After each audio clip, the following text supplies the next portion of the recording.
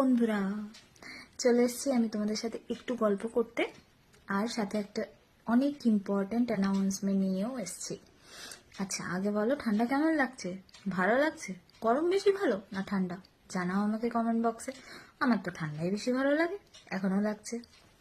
যাই হোক, এবার চলে আসি আমার ইম্পর্ট্যান্ট অ্যানাউন্সমেন্ট নিয়ে।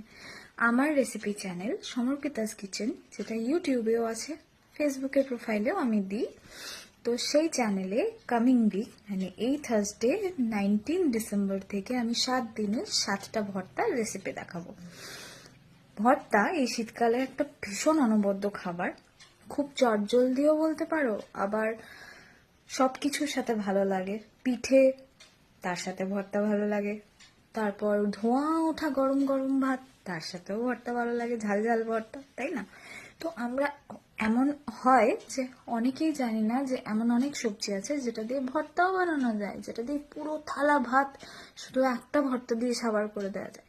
জানি না, সবাই সব কিছু তো জানতে পারি না, তাই না? আমি অ্যাশিওর করছি এরকম অনেক ইউনিক রেসিপি নিয়ে আমি আসছি এই 7 দিন।